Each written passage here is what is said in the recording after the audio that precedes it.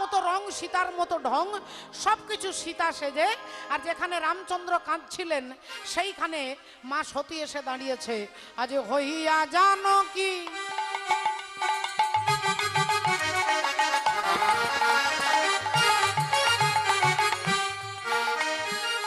হইয়া জানকী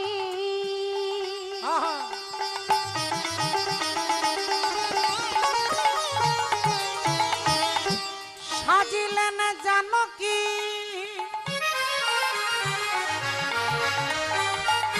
হইয়া জানকী সাজিলেন জানকী আর রামের কাছেতে দাঁড়াই হইয়া জানকী সাজিয়া জানকী আহা রামের কাছে তেরা বলি এই তো আমি এসে গেছি। এই দেখুন আমি আপনার সীতা, আমি আপনার কাছে চলে এসেছি। এই দেখুন আমি চলে এসেছি।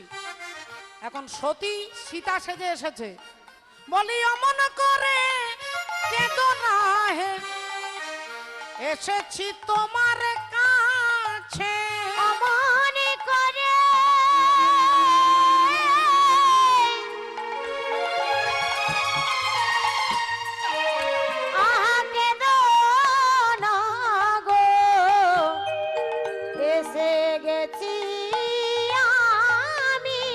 বলি অমন করে কেঁদো না হে, এমন করে কেঁদো না গো। বলি এই তো আমি এসে গেছি। অমন করে কেঁদো না গো, এই তো আমি এসে গেছি। বলি আর কাঁদিতে হবে না গো, এই তো আমি এসে গেছি। হাসিতা হাসিতা বলে আর কাঁদিতে হবে না গো। হাসিতা হাসিতা বলে আর কাঁদিতে হবে না গো। হাসিতা হাসিতা বলে আর কাঁদিতে হবে না গো। এই তো আমি এসে গেছি।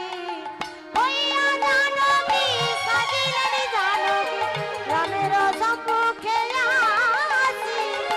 হইয়া জানকী সাজিলেন জানকী রামের সম্মুখে আসি। এখন মায়েরা দেখুন, একটু যারা শুনছেন তারা বুঝতে পারবেন। এখন সতী সীতা সেজেছে, রামচন্দ্রের আগের দিকে দাঁড়িয়ে বলছে এই দেখুন আমি চলে এসেছি, আপনি আর কাঁদবেন না। আমি পরীক্ষা করছিলাম আপনি আমাকে কত ভালোবাসেন, আপনি আমাকে কত ভালোবাসেন আমি পরীক্ষা করছিলাম, আমি লুকিয়েছিলাম। আপনি আমার জন্য একটা হাতির কাছে, একটা বাঘের কাছে কাঁদছেন, তাই আমি দেখতে না পেরে চলে এসেছি, আপনি আর কাঁদবেন না। এখন এই কথা যেই বলেছেন, ভগবান রামচন্দ্র দুহাত দিয়ে চোখের জলটাকে মুছে নিচ্ছে। আর যেই হাত চোখের জলটা মুছে নিয়েছেন, সতী মনে মনে মা ভাবছেন যে তাহলে আমি আমার স্বামীর কাছে যে চ্যালেঞ্জ করেছি, আমি একটা চ্যালেঞ্জে জিতে গেছি। আমি একটা চ্যালেঞ্জে জিতে গেছি, আমি রামের কান্না বন্ধ করে দিয়েছি। আমি এবার প্রমাণ করে দেব যে রাম ভগবান নন, রাম অন্তর্যামী নন। মনে মনে খুব আনন্দ হচ্ছে, আর মুখে বলছে এই দেখুন আমি চলে এসেছি, আর কাঁদবেন না কাঁদবেন না। আর ভগবান রামচন্দ্র দুহাত দিয়ে চোখের জলটা মুছে নিয়ে এবার হাত জোড় করে বলছেন মা তুমি আমার প্রণাম নাও, তোমার স্বামী ভোলেনাথ ভালো আছে তো? মা তোমার স্বামী ভোলেনাথ ভালো আছে তো? সতী চমকে গেছে, সর্বনাশ, আমি তো সীতা সেজেছি, ইনি আমাকে বলছে তুমি আমার প্রণাম নাও, তোমার স্বামী ভোলেনাথ ভালো আছে তো? তাহলে মনে হয় আমার দোষ নয়, বিউটি পার্লারের দোষ। 2500 টাকা খরচা করে সীতা সেজেছি, মনে হয় তারাই কোনো গন্ডগোল করেছে। তখন বলছে মানে বলছি যে যে যে আপনি কি করে জানলেন যে আমি আপনার সীতা নই? ভগবান রাম বললেন মাগো, যিনি আমার সীতা তিনি আমার আগে দাঁড়ায় না, তিনি আমার পেছনে দাঁড়ায়। যিনি সীতা তিনি রামের আগে দাঁড়ায় না, রামের পেছনে দাঁড়ায়। আর সীতা মায়ের পেছনে হচ্ছে লক্ষণ, লক্ষণের আগে হচ্ছে সীতা, সীতা মায়ের আগে হচ্ছে রাম, লক্ষণ হচ্ছে গুরু, গুরুর পরে হচ্ছে ভক্তি সীতা, আর ভক্তির পরে হচ্ছে ভগবান। তাহলে তুমি কেমন সীতা যে তুমি আমার আগের দিকে দাঁড়িয়েছ? মা সতী তাড়াতাড়ি করে, তাড়াহুড়ো করে ছুটতে ছুটতে বাবা ভোলেনাথের কাছে আসছেন, আর বাবা ভোলেনাথের দিকে চোখ বন্ধ করে সবকিছু সিরিয়াল দেখছিলেন। তিনি চোখ বন্ধ করে দেখছিলেন যে ওখানে কি হচ্ছে দেখি। আর যেই সতীশ বাড়ি এসেছে অমনি ভোলেনাথ চোখ খুলে বলছে, কি ব্যাপার, সব ঠিক আছে তো? সব ঠিক আছে তো? মা সতী বলেন, হ্যাঁ হ্যাঁ সব ঠিক আছে, সব ঠিক আছে। বলে, কি হলো? তুমি যে গিয়েছিলে পরীক্ষা করতে, কি আর হবে? আপনি যাকে দিনরাত প্রণাম করেন সে তো আমাকে প্রণাম করলো, আপনি যাকে প্রণাম করেন সে আমাকে প্রণাম করলো। বলে, তারপর? তারপর আর কি হবে, আমি আপনার কাছে চলে এলাম। এই বলে যেই মা সতী শিব ঠাকুরের বাম দিকে বসতে যাবে, বাবা ভোলেনাথ বললেন, দাঁড়াও, তোমার আসনটা এদিকে নয়, আসনটাকে নিয়ে ডান দিকে করে দিলেন। এতদিন স্ত্রী স্বামীর বাম পাশে, স্বামীর বাম দিকে স্ত্রী বসে, আর ডান দিকে কে বসে? কাকিমা, জেঠিমা, মা, ভগ্নী, ভাগ্নি, ভাইজি, এটা সব ডান দিকে। বাঁ দিকে একজনই বসে, তিনি হচ্ছেন স্ত্রী। আজকে স্ত্রীর আসনটাকে চেঞ্জ করে বাবা ভোলেনাথ ডান দিকে করে দিলেন। ও গো ঝিয়ের পেটে মায়ের জন্ম, বলি তোমরা ভেবে করবে কি? ওই চাঁদের গায়ে চাঁদ লেগে, তোমরা ভেবে করবে কি? চাঁদের গায়ে চাঁদ লেগেছে, তোমরা ভেবে করবে কি? চাঁদের গায়ে চাঁদ লেগেছে। ও গো ঝিয়ের পেটে মায়ের জন্ম, আহা ঝিয়ের পেটে মায়ের জন্ম, ঝিয়ের পেটে মায়ের জন্ম, তোমরা ভেবে করবে কি? চাঁদের গায়ে চাঁদ লেগেছে, তোমরা ভেবে করবে কি? চাঁদের গায়ে চাঁদ লেগেছে। দেখুন একটু মায়েরা, আপনারা বিচার করে দেখুন। ওই যে 6 মাসের এক কন্যা ছিল,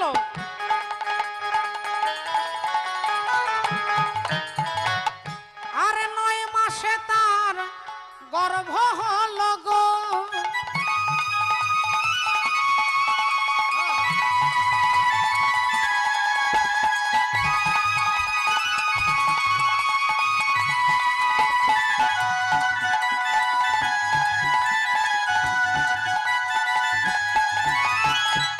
আবার 11 মাসে 3টি সন্তান। আবার 11 মাসে 3টি সন্তান। বলি কোনটা করবে ফকিরি? চাঁদের গায়ে চাঁদ লেগেছে, তোমরা ভেবে করবে কি? চাঁদের গায়ে চাঁদ লেগেছে, তোমরা ভেবে করবে কি? চাঁদের গায়ে চাঁদ লেগেছে। বলি ঘর আছে তার দুয়ার নাই, ঘর আছে কিন্তু দরজা নেই, জানালাও নেই, দরজাও নেই। সেটা হচ্ছে কি না, ডিম, পাখিদের ডিম। ডিমের মধ্যে দরজা জানালা থাকে না বাবা, কিন্তু ভেতরে একজন থাকে। ঘর আছে তার দুয়ার নাই, আর লোক আছে তার বাক্য নাই গো। বলো কে তাহারে আহার যোগায়, কে বা দেয় সন্ধ্যা বাতি? আহা কে তাহারে আহার যোগায়, কে বা দেয় সন্ধ্যাবাতি? ওগো ফকির লালন ভেবে বলে, দেখো ছেলে মরে মাকে ছুলে গো।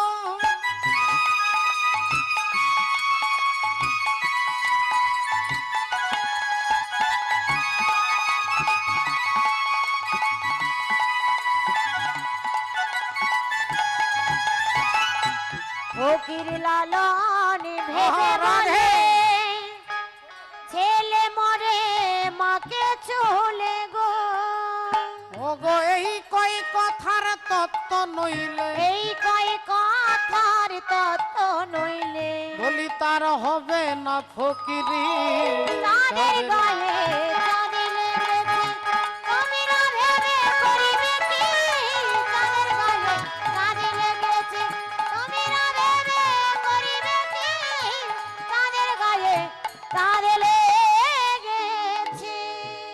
ভক্তিমতী মায়েরা, বাবা ভোলেনাথ তিনি বুঝিয়ে দিলেন যে আজ থেকে তুমি স্ত্রীর মর্যাদা পাবে না, আজ থেকে মাতৃ মর্যাদা পাবে।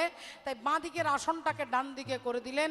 এদিকে প্রজাপতি দক্ষ রাজা, সেই দক্ষ রাজা ভাবছে সেই কথাটাই, আমাকে দেখে আমার জামাই নমস্কার করলো না, আমার জামাই উঠে দাঁড়ালো না, আমার জামাই আমাকে প্রণাম করলো না, আমার জামাই আমাকে বিনা অনুমতিতে বেরিয়ে চলে গেল। দক্ষ রাজা প্রচন্ড অহংকার হয়ে গেছে, প্রচন্ড প্রেস্টিজে লেগে গেছে, আমাকে প্রণাম করলো না, আমাকে দেখে উঠে দাঁড়ালো না। এই তিনি মনে মনে চিন্তা করছে যে এত বড় অপমান করলো আমার জামাই, আর সমস্ত দেবতারা আজকে দেবর্ষি নারদকে পাঠিয়ে দিয়েছে। দেবর্ষি নারদ বনিয়ে এসে প্রজাপতি দক্ষ রাজার কাছে দাঁড়িয়েছে, আর দাঁড়িয়ে বললেন কি ব্যাপার, আপনার মুখটা দেখে খুব শুকনো মনে হচ্ছে, খুব চিন্তায় আছেন, কি ব্যাপার, কি হয়েছে? প্রজাপতি দক্ষ রাজা বললেন, আমার জামাই ভৃগুমুনির যজ্ঞে এসেছিল, আমাকে দেখে উঠেও দাঁড়ালো না, নমস্কারও করলো না, আমার বিনা অনুমতিতে বেরিয়ে চলে গেল। নারদ মুনি বললেন, এক কাজ করুন, আপনাকে যখন আপনার জামাই অপমান করেছে তখন আপনিও একটা কাজ করুন, আপনিও যজ্ঞ করুন, আর যজ্ঞে সবাইকে নেমন্তন্ন করবেন, শুধু শিব ঠাকুরকে বাদ দিয়ে দেবেন। সবাইকে নেমন্তন্ন করবেন, শুধু শিব ঠাকুরকে বাদ দিয়ে দেবেন। এখন প্রজাপতি দক্ষ রাজা ভাবলেন কথাটা খারাপ নয়। ওমা, নারদ মুনি তিনি আজকে আগুনের মধ্যে জল দিতে নয়, আগুনে ঘি দিতে এসেছেন। আর আগুনে ঘি দিলে আগুনটা বাড়বে। তাই নারদ মুনি বলছে, আপনাকে যখন অপমান করেছে আপনি এক কাজ করুন, আপনিও যজ্ঞ করুন, যজ্ঞে সবাইকে নেমন্তন্ন করবেন, শিব ঠাকুরকে বাদ দিয়ে দেবেন। বললেন ঠিক আছে, তাহলে আমিও যজ্ঞ করব, যে যজ্ঞের নাম হবে শিবহীন যজ্ঞ। তা সবাইকে নেমন্তন্ন করব, তাহলে চিঠি লিখে দিচ্ছি। সমস্ত চিঠিগুলো নারদ মুনির হাতে দিয়েছে, আর দেবর্ষি নারদ সবার ঘরে ঘরে এক একবার করে সবার ঘরে ঘরে চিঠি পৌঁছে দিচ্ছেন। আচ্ছা, যেথা প্রজাপতি চলিলেন তথি, যেথা প্রজাপতি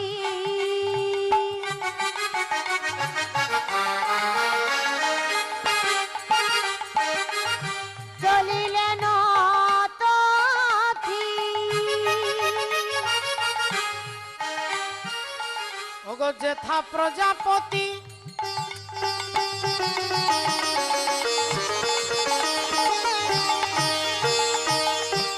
আরে চলিলেন তথি, ওগো বিনা যন্ত্র করে লইয়া, বিনা যন্ত্র করে লইয়া, ওগো বিনাই তান ধরি সবে মুগ্ধ করি, বোম পথে চলে ধাইয়া, বিনাই কানে ধরি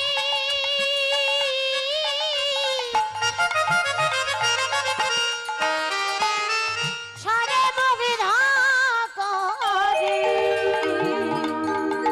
কোনে পথে চলে ধাইয়া, বিনাই কানে ধরি সরে মুগ্ধ করি, কোনে পথে চলে ধাইয়া।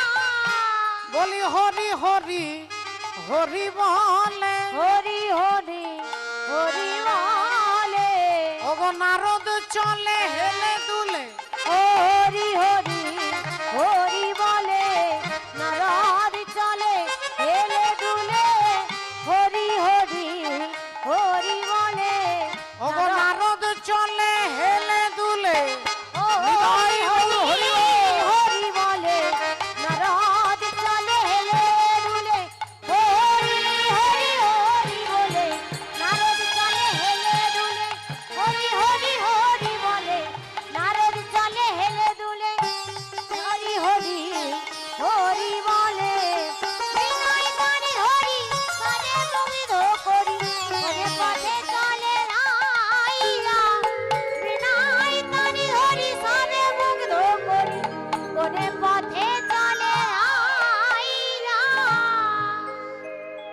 নারদ মুনি এসেছে, এই যে এক্ষুনি নারদ মুনি দাদা এসেছে, এনারও অনেকটাই ওই রকমই কাজ।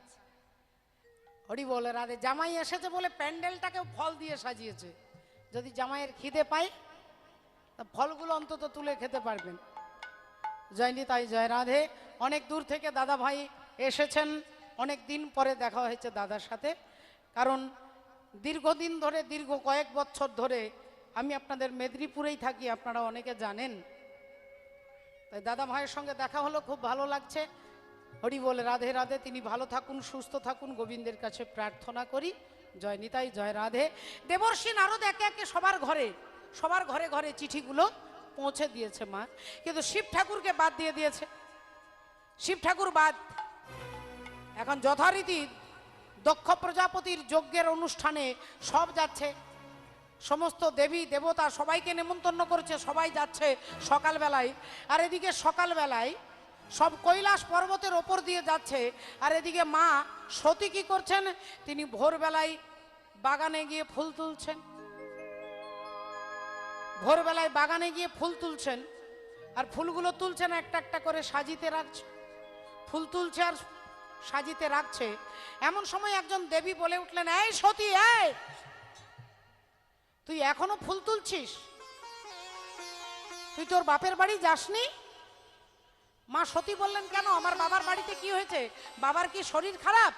বলেন, দেখ তেরি, আর তোর বাবার শরীর খারাপ হবে কেন? তোর বাবা একটা বিরাট বড় যজ্ঞ করেছে, যজ্ঞে স্বর্গ মর্ত পাতাল সবাইকে নেমন্তন্ন করেছে, তুই জানিস না? মা সতী বললেন, আমার বাবার বাড়িতে অনুষ্ঠান, তাহলে মনে হয় আমার বাবা তার জামাইকে বলেছে, আর জামাই আমাকে বলতে ভুলে গেছে। বলেন, ঠিক আছে, তোমরা যাও, আমি একটু পরে যাচ্ছি। তাড়াতাড়ি ফুলগুলো এনে ভোলেনাথের চরণে দিয়ে এবার সতী জিজ্ঞাসা করছে, স্বামী,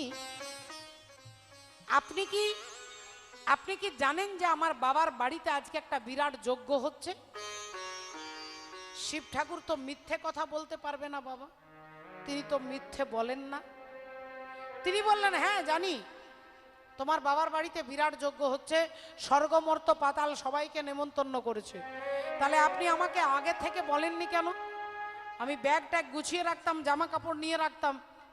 এখন আমি ব্যাগ গোছাবো না, জামা কাপড় নেব না, চুল আঁচড়াবো না, নিজে শাড়ি পরবো?